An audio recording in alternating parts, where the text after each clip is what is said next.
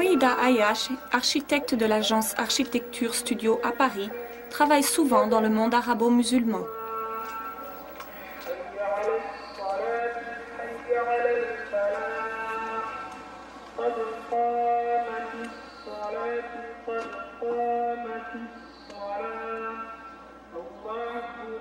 L'espace d'une ville d'Orient, d'une ville dans le Golfe, le son est extrêmement important.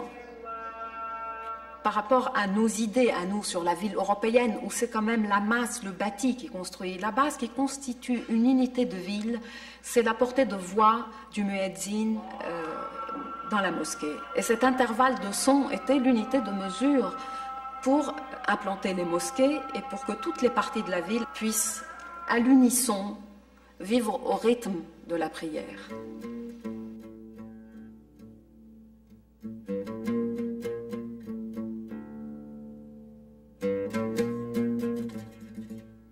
L'Iran est ici. On a le détroit d'Ormuz qui se situe par là. Et on va commencer par Bahreïn, qui est un archipel de 36 îles.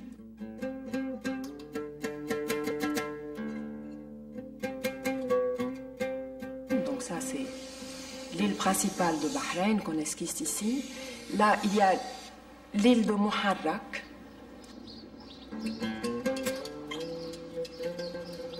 Muharrak était l'ancienne capitale du Bahreïn au XIXe siècle, donc à l'époque de la grande prospérité du commerce de la perle. Et nous allons visiter la maison du Cheikh Issa, qui était le gouverneur de Bahreïn à l'époque. Les prises d'air qui sont nécessaires pour la ventilation sont systématiquement protégées par des moucharabiers, ici en bois, pour éviter qu'on puisse voir l'intérieur de la maison à partir de la rue.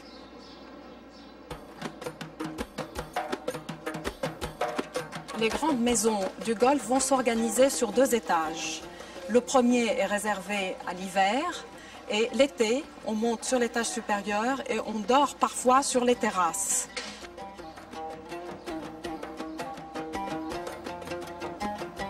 Et autour de ce patio, qui est là le patio de la famille, s'organise donc la vie quotidienne.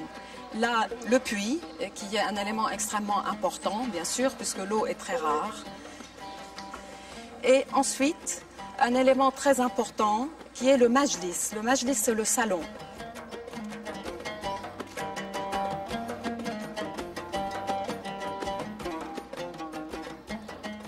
Cette pièce est particulièrement bien climatisée naturellement grâce à la tour des vents qu'on trouve ici, le Badgir, donc qui est cette construction subdivisée en 4 parties qui permet de recueillir le vent quelle que soit sa direction. Donc on sent tout de suite, bien que la journée ne soit pas particulièrement venteuse ou même pas venteuse du tout aujourd'hui, on sent une brise légère qui est très très agréable et qui permet de pouvoir séjourner l'été dans ce salon.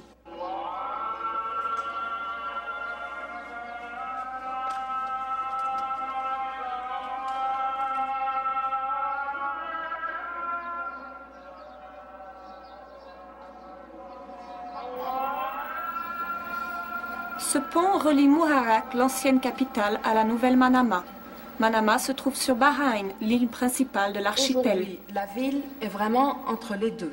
C'est-à-dire, vous avez Al-Manama, qui a 2 rings principaux, 2 liaisons aujourd'hui qui se passent avec Muharrak, une 3e en cours de construction, et ensuite il y a quelque chose qui est très important, qui est cette grande boucle qui va traverser et aller en Arabie Saoudite.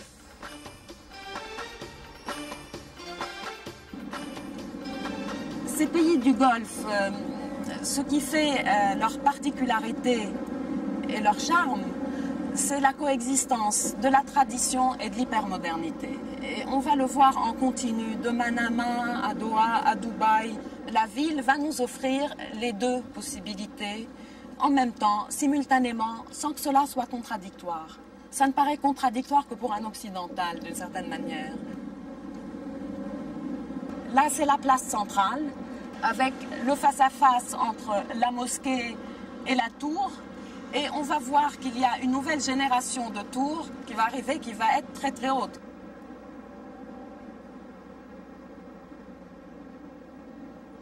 les nouveaux buildings aujourd'hui, ils prônent la légèreté et la transparence.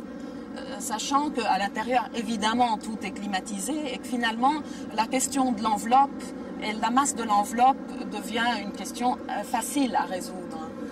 Donc voilà cette silhouette, aujourd'hui très identifiable, qui apparaît solitaire, mais ce qui est attendu, c'est qu'elle fasse partie du skyline nouveau de Al-Manama. Le long du littoral, sur la corniche, la voie express coupe l'accès au front de la mer.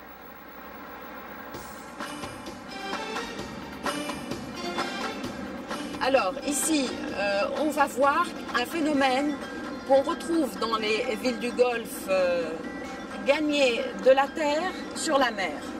Les eaux du Golfe Persique ne sont pas très profondes et on peut relativement facilement combler et élargir à chaque fois la bande de terre.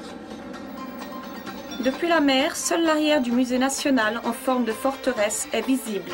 Il faut descendre à terre pour en découvrir la façade.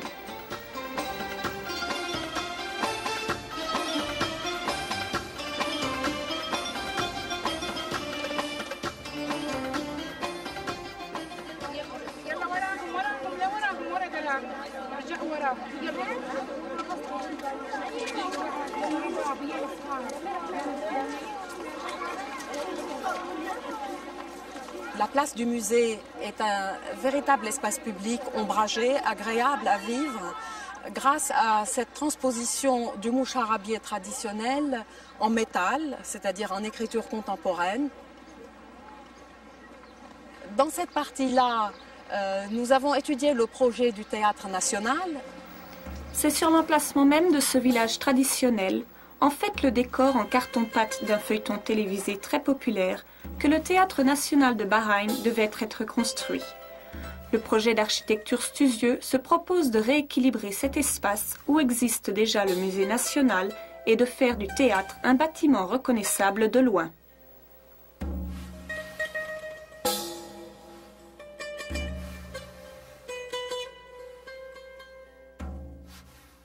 Nous, Européens, on est toujours à la recherche d'une ville constituée avec des rues, avec des places, avec notre vécu de la ville européenne. Donc nous mettons un certain temps à nous habituer à ce qu'on appellerait la ville à l'américaine en France, c'est-à-dire la ville des autoroutes. Et c'est vrai que les lieux où on aime déambuler sont ces vieux souks. Parfois leur architecture n'est pas si vieille que ça, mais en tout cas le lacis des ruelles, les tracés sont restés. À Manama, on traverse le Bab el-Bahreïn, qui est la porte monumentale qui a été construite dans les années 40. Et derrière ce Bab el-Bahreïn s'ouvrent à nous les souks.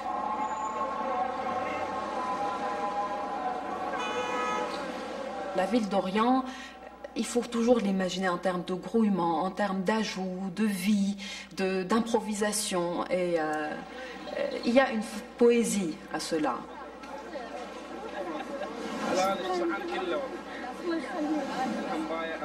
Ici, on retrouve l'identitaire.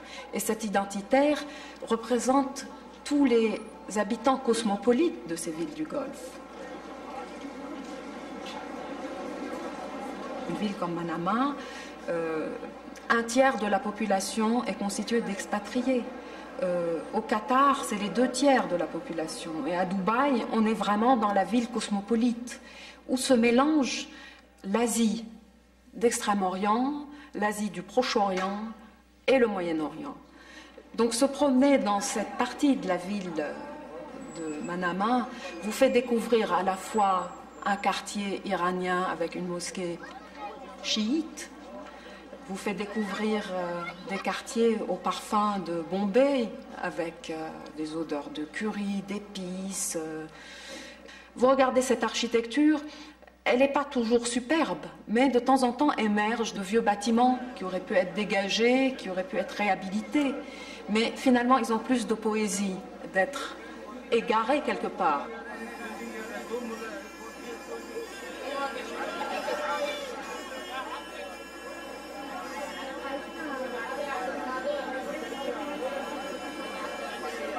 C'est une impression de ville que j'aime beaucoup. C'est la vie, quelque part. C'est la vie, c'est les gens.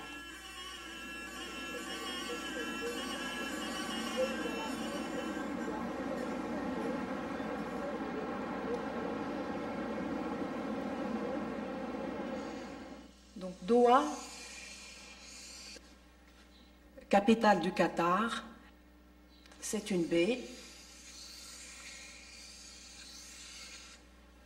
C'est la baie de Doha, principalement. La vieille ville s'est constituée quelque part par là. Et il y a quelque chose de très important dans la structure de la ville qui est la corniche, et qui va boucler et suivre donc la bande littorale. Doha est une ville qui est en train de se fabriquer. Et là, on voit des parties qui sont encore quasiment vides par là, qui vont recevoir elles aussi des tours, et des parties où des tours commencent à émerger et à rythmer le paysage. Alors, il y a une vingtaine d'années, la baie était dominée par la silhouette en pyramide de cet hôtel de luxe. Et depuis, plusieurs bâtiments sont apparus qui ont commencé à se faire concurrence, voulant chacun se distinguer et par une silhouette très identifiable et vue de près par des motifs architecturaux qui sont un peu une expression postmoderne arabisante, mais toujours revendiquée comme une forme de décor. Alors pourquoi des tours? Alors ce qu'il faut redire à propos des villes du Golfe, c'est que la position en front de mer est extrêmement importante. D'une part pour la qualité de l'urbanisation et d'autre part pour la qualité de vision. C'est-à-dire la ville aujourd'hui qui doit vivre sous climatisation, qui va reconstituer des microclimats, des centres de densité urbaine à l'intérieur d'un bâtiment, la forme tour s'y accommode parfaitement. À Doha, les voies périphériques permettent de contourner la vieille ville et les avenues larges de pénétrer jusqu'à son cœur. Au centre de la ville, un réseau de rues et de venelles s'entremêlent.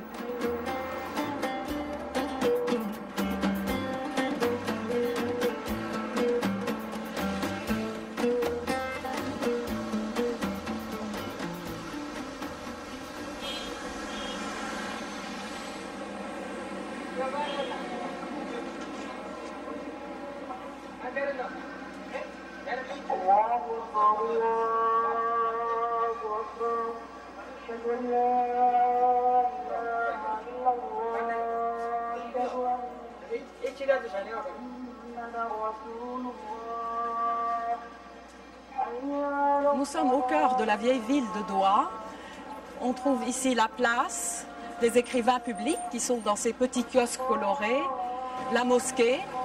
Et devant cette place, on a cette galerie couverte qui est agréable du point de vue climatique. Et on comprend la fonction de ces ancêtres du shopping mall que sont les marchés couverts dans ces pays extrêmement chauds. Et le rôle de cette galerie qui à la fois nous met dehors dans la ville, mais à l'abri.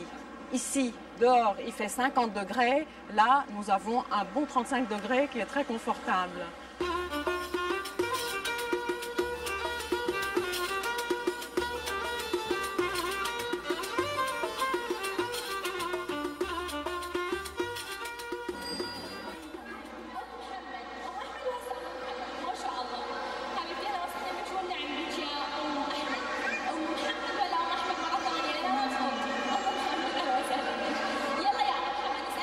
C'est un lieu de promenade, c'est un lieu complètement urbain. Les gens ne sont pas là pour faire uniquement du lèche-vitrine, mais pour se retrouver. Et on a une sorte de ville sous atmosphère climatisée qui se développe. D'ailleurs, ça s'appelle City Center et ça porte très bien son nom. On peut noter à quel point ce lieu est hyper moderne. C'est vrai que le rappel de l'architecture traditionnelle ici n'a plus lieu d'être ou n'a plus de sens. Mais néanmoins, c'est peut-être dans ces endroits qu'on trouve une confrontation entre le local et le global. Nous sommes dans un univers qui pourrait être n'importe où sur la planète, un univers maîtrisé, luxueux, et puis on tombe sur une vitrine où on vend les abayas noirs. Et ainsi de suite. Nous allons être dans un monde de paradoxes constamment dans ces lieux, entre toujours l'hypermodernité, la globalisation et quelque chose de traditionnel. Le Qatar veut devenir un centre d'attraction pour étudiants et artistes du monde entier.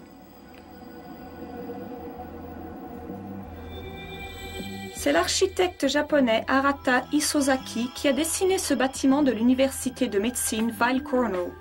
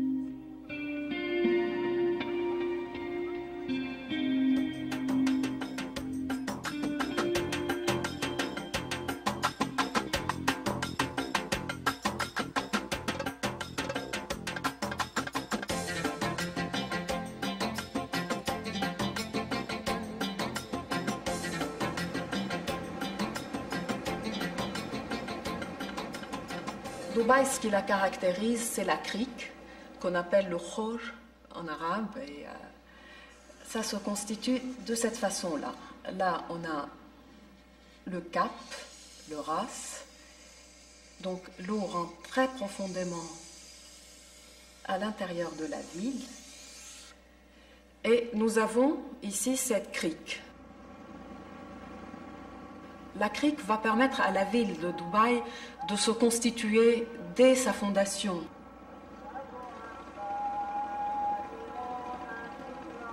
Les premières urbanisations se situaient ici. La plupart des bâtiments de la vieille ville en restauration aujourd'hui remontent au XIXe siècle. À cette époque-là, ici à Dubaï, comme au Bahreïn et au Qatar, la richesse principale provenait de la pêche, de la perle de culture et non comme maintenant du pétrole et du gaz.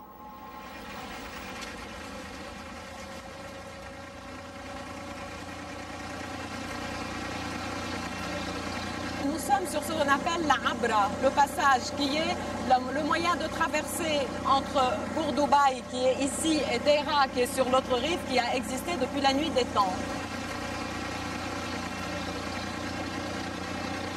Derrière ce front de construction se développent les souks de Deira. Donc on va avoir le souk de l'or, le souk des épices, d'autres souks aussi.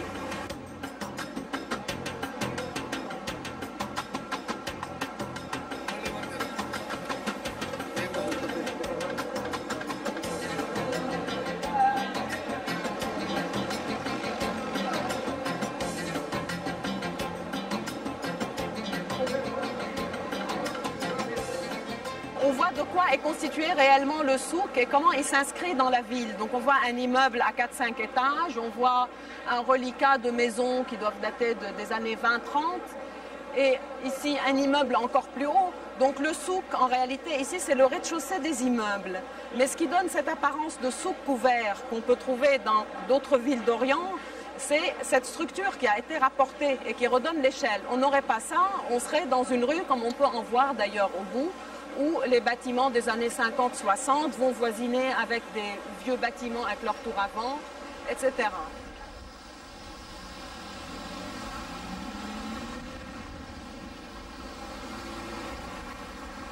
Aujourd'hui, la ville se développe toujours de part et d'autre de cette crique avec un tunnel qui se situe par là, il y a un pont qui se situe par là, il y a un autre pont qui se situe par là, une boucle qui est importante donc pour le trafic dans la ville.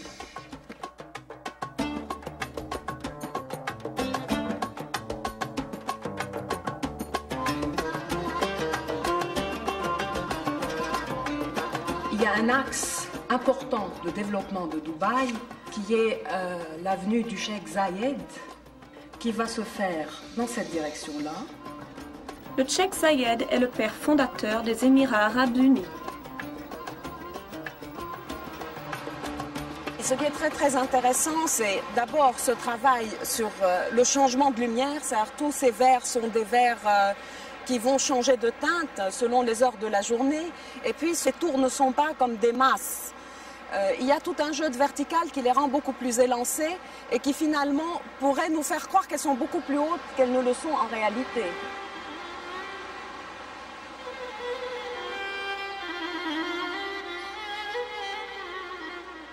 Dubaï est une ville diverse, est une ville plurielle, est une ville à plusieurs échelles, est une ville à plusieurs tonalités et c'est ça qui fait sa richesse.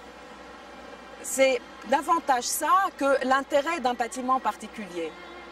Mais aujourd'hui, il y a quand même cette recherche de l'icône, on ne peut pas le nier, c'est-à-dire la ville se constitue autour de ces icônes. C'est deux choses qui vont de pair. Point de repère du quartier des affaires, les Emirate Towers sont l'œuvre de l'architecte sino-américain Hazel Wong.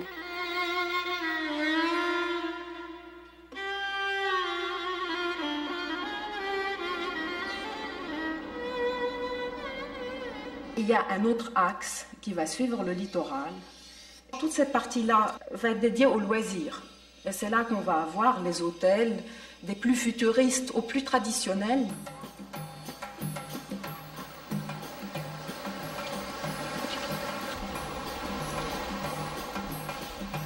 Le Burj Al Arab, la tour des Arabes, est aujourd'hui l'icône de Dubaï.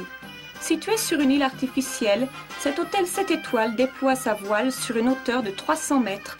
L'architecte Atkins a voulu exprimer le luxe, la sophistication et l'appel du large de l'aventure.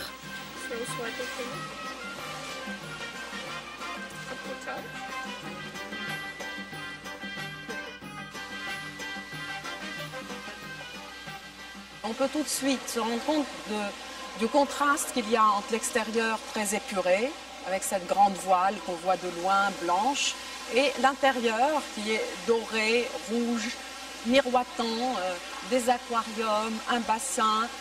On voit que partout, vraiment tout est réuni pour faire un univers complètement de synthèse, un univers où on se dispute le plus, le toujours plus, le clinquant aussi un peu quand même. Tout l'or est vrai, m'a-t-on dit. Donc c'est du vrai, mais c'est une véritable mise en scène. C'est ce qu'on pourrait appeler par un monosyllabe le waouh, architecture qui est quelque chose de mondialement connu. En termes de forme, il est clair que cette voile, quelque part, c'est elle qui crée l'emblème du projet. Et ensuite, il y a la partie qui peut finalement changer avec la mode. On peut imaginer qu'aujourd'hui, ça plaît parce que c'est comme ça, mais que dans 10 ans, il y aura une autre décoration. C'est vraiment de la décoration.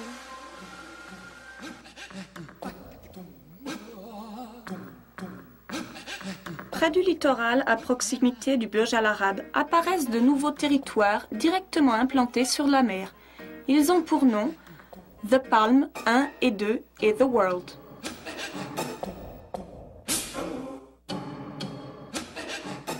Ici, on a l'impression qu'avant tout, il faut faire un projet qui puisse devenir très célèbre, c'est-à-dire que les médias en parlent. Donc la forme du projet est déterminée non plus par les critères traditionnels ou les critères habituels de constitution d'un espace, mais par une dimension hyper médiatique. Ces projets sont tellement titanesques qu'ils prennent en compte la reconfiguration du littoral, des eaux. Donc nous sommes vraiment dans une entreprise où l'artefact atteint un sommet. L'extraordinaire, l'extravagant atteint un sommet. Et tout cela, pourquoi? Qu'est-ce que c'est que cette Dream Factory, cette usine de rêve? Sinon, une manière d'amener par la célébrité du projet, une manière de dire venez à Dubaï, venez ici. Ces projets titanesques à Dubaï, comme au Bahreïn et au Qatar, requièrent l'emploi de nombreux ouvriers.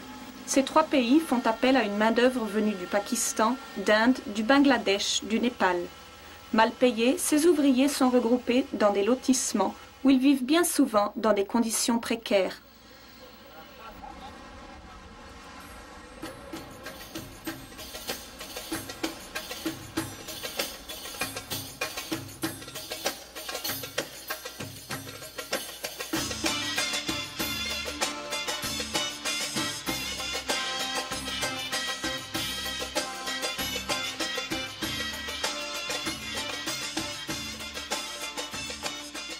Ces villes ont un défi à lever qui est le défi de la modernité. Et la modernité n'est pas uniquement une affaire d'architecture. La modernité est aussi une affaire de société.